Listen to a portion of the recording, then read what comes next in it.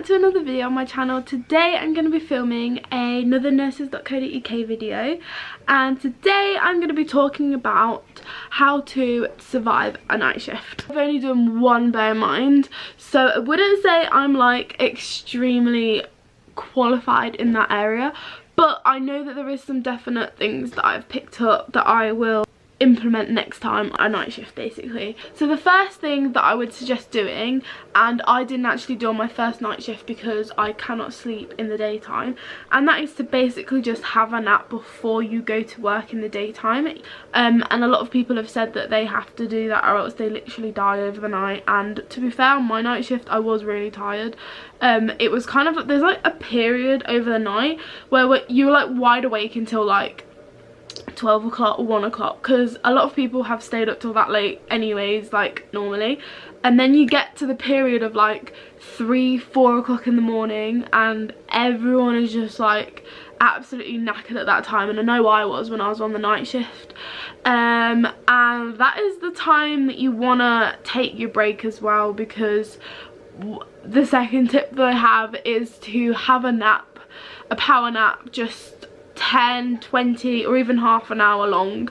And a lot of the people that I know at work, well, a lot of people when I took my night shift actually had a nap, and they took their whole break for like a whole hour at one point, and that allowed them to basically eat some food and then go sleep. So yeah.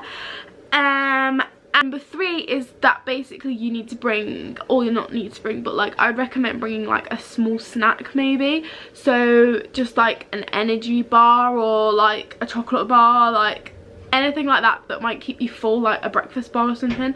Because basically if you're going to take like your whole break, like a whole hour break at like 3 or 4 in the morning, maybe halfway through your shift towards the end of it, then you're obviously going to be really hungry. And because obviously when you're asleep you don't feel hungry, so you don't wake up hungry or anything like that. But when you're awake, obviously you're going to be burning energy and you're going to need food. So I recommend to bring a snack, and I know I did, and it really helped actually. Just having like a bit of a snack gave me a bit of energy, and it made me so that I was more awake and alert for a lot longer throughout the night, even though I was really tired. But I swear that was because I didn't have a nap before I came. And number 4 is to, maybe you don't have to do this, but bring an energy drink or drink an energy drink before you go to work.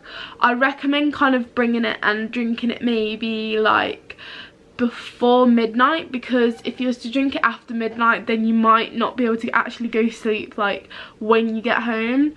And actually, because my number 5 tip, or number 4, is to sleep basically as soon as you get in from work, because the later on in the day you leave it, the harder it is to go to sleep, because everyone starts waking up and it starts getting brighter. The sun starts to shine in your house a lot more and it just gets harder to sleep. So definitely sleep as soon as you get in. And obviously if you have an energy drink like early hours in the morning, you're going to find it really hard to get to sleep. So yeah, do that.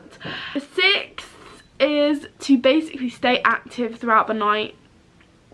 Keep moving, talk to patients if they're still awake, talk to your colleagues, keep the lights on. I know it's hard to keep the lights on because obviously the patients are sleeping and everything, but a lot of people do keep on the nurses station lights, so that, but a lot of people don't like that, like the patients, so some people might turn them off, I don't know. But try and keep the lights on as much as possible so that obviously you can keep yourself awake, because you don't want to fall asleep at your desk or anything like that. Not that you would be sitting down the whole time, because you're going to be keeping moving. Number 7 is to count down until your next break, and not until the end of the shift, because obviously this makes the shift go a lot slower. And I would apply this definitely to day shifts as well, but night shifts especially, because you've already had the whole day and like the whole night that you're going to be awake for is going to be a long while. Like it's going to be a slow long night, especially if it's your first shift like it was for me. I'm used to staying up till like really early hours in the morning, like 1, 2, 3, because I've been on nights out and stuff. But when it gets to 4 or 5 in the morning, I'm like, oh my god, especially when I was on this shift. Count down until your next break and not to the end of the shift, because then obviously you'll find it a lot nicer, and you can actually have a break and have a nap and everything. It's a lot better and time will go a lot faster. So yeah, and going along with the nap thing as well, I've seen so many people, if you have done a night shift before, you know what I mean, but a lot of nurses grab the sheets from the trolleys and they literally just lie with the sheets and pillows in the staff room and have their nap with the sheets.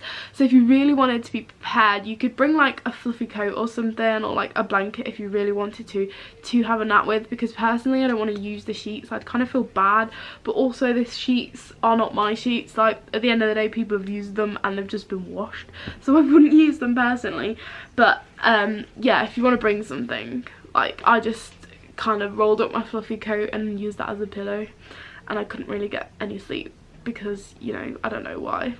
And the last tip that I have, which I have completely lost count of now, is to prepare yourself for the night shift in the day before. So like a lot of people might want to get like lots of things done and everything, and like go places, do chores and stuff, but I'd recommend not to do that many things, because then you're just going to be tired at night time and it's going to be a lot harder to stay awake at night.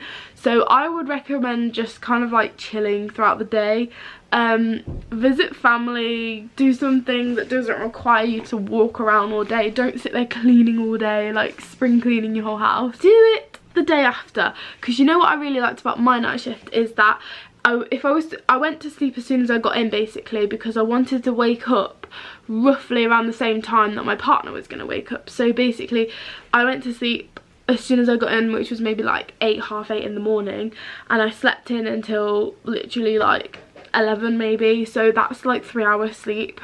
Really bad, don't recommend it, but I just woke up and I was fine, and I wasn't even tired the next day. Like I just don't know how I just survived a 3 hour sleep.